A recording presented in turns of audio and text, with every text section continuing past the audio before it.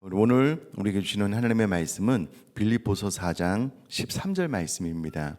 우리가 너무나도 잘 알고 사랑하는 빌립보서 4장 13절 한 절 말씀을 우리 한 목소리로 한번 봉독하도록 하겠습니다. 빌립보서 4장 13절 말씀을 한 목소리로 봉독하겠습니다. 시작. 내게 능력 주시는 자 안에서 내가 모든 것을 할 수 있느니라. 아멘. 지난 주일에도 이제 수고하고 무거운 짐진 자들에 대한 말씀을 나누면서 그 말씀이 본문이 말하는 의도와 다르게 사용되고 있음에 대해서 말씀을 드렸는데요. 오늘 본문은 더 그렇습니다. 이 본문 자체가 우리에게 주는 메시지와 전혀 다르게 적용되어지고 사용되어지고 있는 말씀이 빌립보서 4장 13절 말씀입니다. 어떤 분들은 이 구절에서 내게 능력 주시는 자 안에서 내가 모든 것을 할 수 있다라는 이 말씀 안에서 모든에 괄호를 쳐서 기도할 때마다 본인이 원하는 것을 그 안에 넣고 기도하고 소원한다라고 합니다. 물론 좋은 신앙입니다. 그러나 본문 자체가 그것을 약속하고 있는 것은 아닙니다. 예를 들어서 내게 능력 주시는 자 안에서 내 사업은 무조건 잘 된다. 내게 능력 주시는 자 안에서 나는 무조건 형통한다. 이제 이런 약속으로 주신 말씀은 아니다라는 겁니다. 왜냐하면 우리 모두가 잘 알고 있는 것처럼 빌립보서는 옥중서신입니다. 사도 바울이 그가 형통의 끝에 도달했을 때 이 말씀을 나눈 것이 아니고요. 가장 어렵고 힘든 시기 가운데 내게 능력 주시는 자 안에서 내가 모든 것을 할 수 있다라고 고백을 하고 있으니 그것이 우리가 생각하는 것처럼 이 말씀은 하나님께서 우리에게 능력을 주심으로 우리들의 삶의 그 무엇도 형통으로 성공으로 나아가게 한다라는 말씀으로 주어진 것은 아니다라는 것을 알 수가 있습니다. 빌립보서는 옥중서신이다라고 말씀을 드렸는데요. 사도 바울이 로마의 감옥에 수감되었을 때 기록한 성경입니다. 그가 로마 감옥에 갇혀 있는 이유는 예루살렘에서 복음을 전가하다가 잡혔는데 그가 로마 시민권자이기 때문에 당시 로마 황제 시저에게 항소를 하게 되고요. 그래서 예루살렘에서 로마로 이송되어 지금 로마 감옥에 수감되어져 있는 상태입니다. 그 소식을 듣고 누가 면회를 왔는가 하면 빌립보 교인들이 사도 바울에게 면회를 왔습니다. 사도 바울이 어려운 가운데 있다라는 소식을 듣고요. 빌립보 지역은 알렉산더 대왕의 아버지 필립의 이름을 따서 지은 도시의 이름인데요. 그리스에 있는 도시입니다. 로마는 이태리에 있습니다. 그러므로 그리스에 있는 빌립보 성도들이 로마로 찾아왔다라고 하는 것은 그때 당시에 정말 산 넘고 물 건너서 찾아온 것입니다. 우리식으로 이야기하자면 서울에서 평양을 지나서 이제 신의주를 거쳐 만주를 거쳐 북경까지 간 셈이니 그 기나긴 오랜 여행 참 오늘이야 안전한 여행이 가능하지만 이때 당시는 그렇지 않기 때문에 정말 큰 뜻을 품지 않으면 어려운 그런 면의 시간이었을 것입니다. 그렇게 긴 여정을 통해서 감옥에 필요한 어려움에 처한 사도 바울을 돕기 위해서 아마 물질도 필요한 것들을 주었을 것 아니겠습니까? 그런데 그것을 받은 사도 바울이 내게 능력 주시는 자 안에서 내가 모든 것을 할 수 있다라고 대답을 한 것입니다. 여러분 입장을 바꿔놓고 생각을 해보면 여러분 누가 정말 고생을 하고 있어서 그를 돕고 섬기기 위해서 무엇인가를 준비해서 그것을 전달을 했어요. 그 먼 길을 마다하지 않고 가서 그랬더니 이것을 받는 상대방이 내게 능력 주신 자 안에서 나는 모든 것을 할 수 있다라고 대답을 했다라고 생각을 해보셔요. 생각을 해보겠습니다. 네, 이게 느낌이 어떨까요?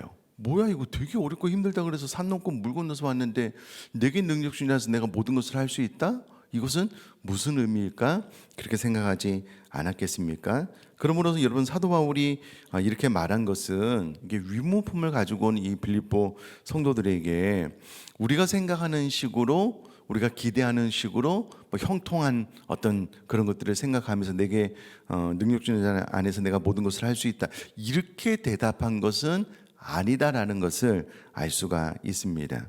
자, 좀 성경 구절이 길긴 하지만 제가 빌립보서 4장 10절로 20절까지를 한번 읽어볼게요. 쭉 읽어보면 이런 말이구나라는 것을 어느 정도는 알 수 있는데 한번 주의 깊게 한번 보시면서 들어보시면 좋겠습니다. 내가 주 안에서 크게 기뻐함은 너희가 나를 생각하던 것이 이제 다시 싹이 남이니 너희가 또한 이를 위하여 생각은 하였으나 기회가 없었느니라. 내가 궁핍함으로 말하는 것이 아니니라. 어떠한 형편이든지 나는 자족하기를 배웠노니 나는 비천에 처할 줄도 알고 풍부에 처할 줄도 알아. 모든 일 곧 배고픔과 배부름과 배고픔과 풍부와 궁핍에도 처할 줄 아는 일체의 비결을 배웠노라. 내게 능력 주시는 자 안에서 내가 모든 것을 할 수 있느니라. 그러나 너희가 내 괴로움에 함께 참여하였으니 잘하였도다. 빌립보 사람들아 너희도 알거니와 복음의 시초에 내가 마게도냐를 떠날 때에 주고 받는 내 일에 참여한 교회가 너희 외에 아무도 없었느니라. 데살로니가 있을 때에도 너희가 한 번뿐 아니라 두 번이나 나의 쓸 것을 보내었도다. 내가 선물을 구함이 아니요 오직 너에게 유익하도록 풍성한 열매를 구함이라. 내게는 모든 것이 있고 또 풍부한지라. 에바브로디도 편에 너희가 준 것을 받음으로 내가 풍족하니 이는 받으실 만한 향기로운 제물이요 하나님을 기쁘시게 한 것이라. 나의 하나님이 그리스도 예수 안에서 영광 가운데 그 풍성한 대로 너희 모든 쓸 것을 채우시리라. 하나님 곧 우리 아버지께 세세 무궁하도록 영광을 돌릴지어다. 아멘. 그럼 이 말씀을 미루어 내게 능력 주신 자 안에서 내가 모든 것을 할 수 있다라는 것이 무슨 뜻이냐면 너희가 갖다 준 것이 나에게 도움이 되겠으니 내가 고맙다라고 말을 하는 것은 아닙니다. 물론 그것이 왜 사도 바울에게 필요하지 않겠습니까? 왜 그것이 사도 바울에게 도움이 되지 않겠습니까? 분명히 그것은 도움이 되고 필요한 것이었을 것입니다. 그러나 사도 바울 입장에서는 너희가 갖다 준 것은 너희가 일에 참여하여 하나님 일에 동참한 것이 너희를 위하여 기쁜 일이지 사실은 그것이 나에게는 아무것도 아니다. 왜냐하면 나는 내게 능력 주신 자 안에서 내가 모든 것을 할 수 있기 때문이다 라고 대답을 한 것이다 라는 겁니다. 여러분 이미 사도 바울은 앞서 이야기한 것처럼 가난에 풍부에 어떠한 상황 가운데서도 처할 줄 아는 자족의 비결을 벌써 배웠습니다. 그러니 사도 바울에게 있어서는 그가 어떤 장소에 있던 그리고 그 장소에서 물질이 많던 적던 그것은 사도 바울에게 어떠한 영향도 끼치지 못하는 것이었습니다. 그러니 그가 강금 생활 가운데 빌립보 교회 성도님들이 가져다 준 이 위문품이 그에게 도움이 되기는 했겠지만 사실은 그것 때문에 사도 바울이 지금 하나님 앞에 부여받은 이 사명의 길을 감에 있어서는 어떠한 도움도 되지 않는다라는 것을 이야기를 해주고 있습니다. 좀 서운한 말처럼 들리겠지만 사실이 그렇습니다. 이게 무슨 뜻인가 하면은요, 사도 바울에게는 그가 가는 길이 세상의 것으로 도움을 받을 수 있는 길이 아니다라는 겁니다. 세상의 것으로 뒤집어서 이야기하면 방해를 받는 길을 걷는 것도 아니다라는 의미입니다. 자, 이것을 좀 더 쉽게 설명을 해보면은요, 여러분 오늘 메시지가 참 중요합니다. 한번 잘 들어보셔요. 우리들의 신앙의 기초가 혹은 우리들의 신앙의 집을 세상의 것으로 쉽게 이해하기 편하게 우리가 우리들의 신앙의 집을 돌로 기초를 놓고 돌로 쌓았다라고 한번 생각을 해보면 좋을 것 같아요. 그러면 우리가 지은 이 신앙의 집을 돌로 기초를 놓고 돌로 쌓았다면 이 신앙을 무너뜨리려면 무엇을 빼면 됩니까? 다시요. 우리 신앙의 기초를 돌로 쌓고 돌로 집을 지었는데 이것을 무너뜨리려면 뭐를 빼버리면 됩니까? 돌을 빼버리면 되죠. 네, 감사합니다. 감사합니다. 자, 우리가 신앙의 기초를 나무로 쌓고 나무로 지었어요. 그러면 이것을 무너뜨리려면 뭘 빼버리면 됩니까? 나무를 빼버리면 되잖아요. 지금 사도 바울이 하고 있는 이야기가 무엇이냐면 내가 지금 이 신앙의 길을 걷다가 로마의 감옥, 감금 상태에 있는 것이 사실이지만 그러나 내가 이 길을 걷는 것이 너희가 가져다 준 물질로 말미암아 내가 이 길을 걷는 것이 아니니 너희들이 나에게 가져다 준 이 물질은 나에게 도움이 되지 않는다. 뒤집어서 이야기하면 그것이 없다라고 해서 내가 이 신앙의 길을 걷는 것에 있어서 방해도 되지 않는다. 이런 이야기를 지금 하고 있는 것이 내게 능력 주시는 자 안에서 내가 지금 감옥 생활을 하고 있지만 내가 이 모든 것을 믿음으로 감당해낼 수 있다라는 표현입니다. 자, 이런 관점에서 생각을 해보면 사랑하는 성도님들, 내가 지금 걷고 있는 이 신앙의 길이 내가 무엇을 기초로 해서 무엇을 근거로 해서 신앙의 집을 짓고 있는지를 물어보면 점검해 보면 딱 좋은 말씀이 빌립보서 4장 13절 말씀입니다. 자, 예를 들어서 명예를 가지고 신앙의 집을 짓는 사람은 무엇을 빼버리면 그 신앙이 무너진다고요? 명예예요. 여러분, 교회에서 임직자 투표를 하잖아요. 떨어지는 경우가 있어요, 없어요? 있죠. 떨어져서 그 교회를 나가는 경우가 있어요, 없어요? 있습니다. 그럼 그분의 신앙의 기초가 무엇이냐면 명예인 거예요. 그분의 신앙의 기초가 무엇이냐면 다른 사람의 시선인 거예요. 부끄럽다는 거예요. 요즘 아이들 말로 쪽팔린다는 거예요. 신앙의 기초가 그것이니 그것을 빼버리니 무너지는 거예요. 여러분, 신앙생활을 할 때에 신앙의 기초를 평안으로 형통으로 갖다 놓고 그 위에 믿음의 집을 이렇게 세우는 경우가 있어요. 그러면 그분은 인생을 살아가다가 고난 시련이 다가와서 본인이 기대했던 것들이 빠져버리면 신앙의 집이 와르르 무너지는 거예요. 그런 경우 얼마든지 있습니다. 여러분, 어떤 분들은 교회 봉사를 하는데 타인의 인정을 받는 것이 너무 소중한 거예요. 타인의 시선, 그게 너무 중요한 거예요. 그래서 어느 순간 내가 열심히 하긴 하는데 인정을 받지 못해요. 타인이 알아주지 않아요. 그러면 시험에 들고 시험 그 믿음이 우르르 무너져 내리는 겁니다. 이런 걸 이야기를 하는 거예요. 그럼 우리가 신앙생활할 때 신앙의 근거, 기초, 신앙의 집을 자꾸 세상 것으로 끌어와서 그걸로 신앙의 집을 지으면 사단이 그것을 쳐버리면 믿음은 와르르 무너지게 되는 겁니다. 여러분,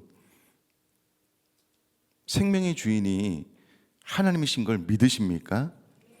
하나님만이 하나님의 절대 주권으로 우리의 생사화복을 주관하고 계심을 믿으십니까? 믿으시잖아요.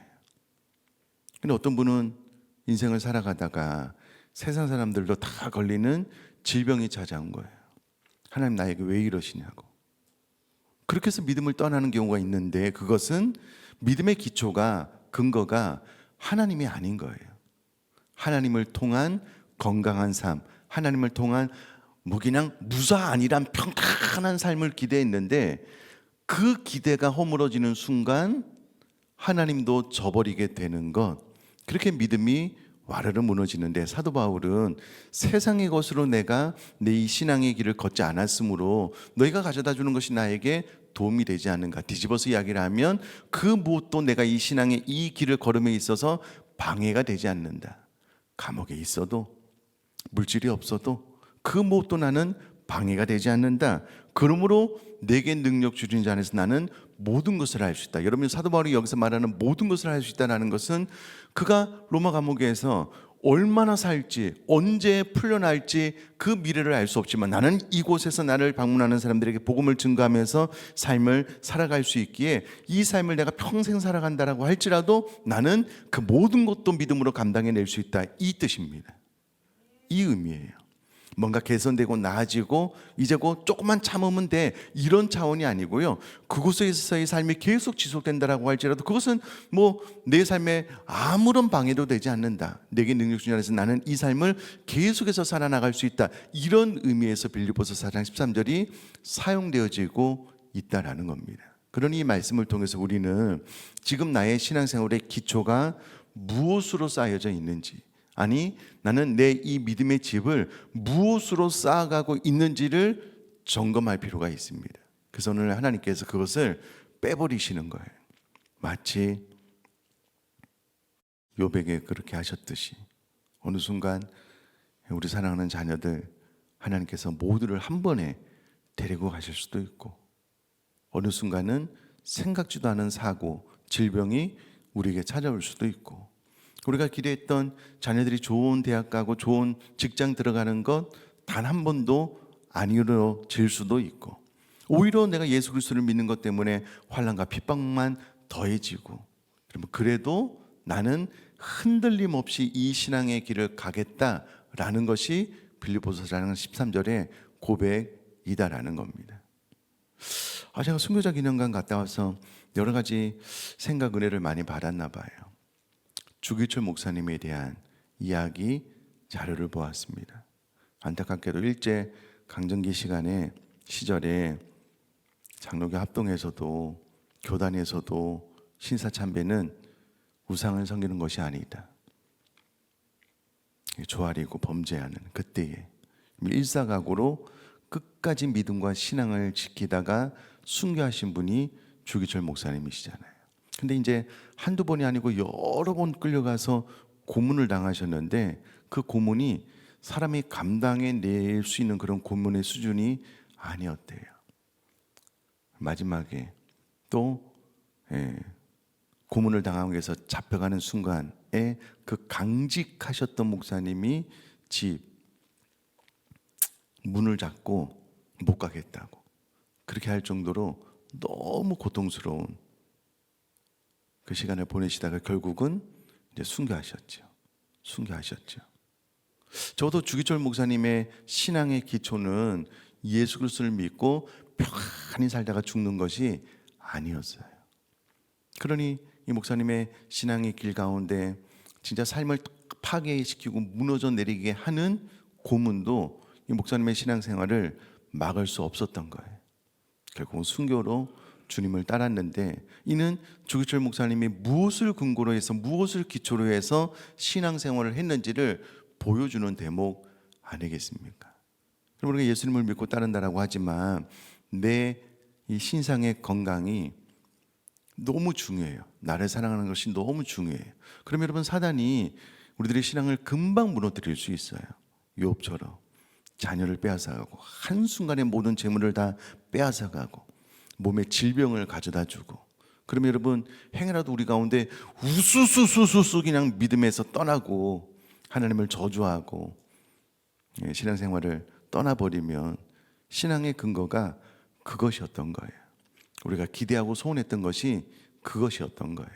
그러니 이 말씀을 통해서 나는 지금 무엇을 근거로 해서 신앙생활을 하고 있는가라는 것을 꼭 점검해 보시면서, 우리도 어떠한 극한 상황 가운데 처할 때라도 내게 능력 주신 자 안에서 나도 이 생활이 언제 끝날지 모르겠지만 가장 극한 상황 가운데서도 나는 믿음으로 그 삶을 계속해서 살아나갈 수 있습니다 라는 고백이 이 고백이기 때문에 이와 같은 믿음으로 살아나갈 수 있는 저와 여러분 될 수 있기를 주님의 이름으로 축복합니다.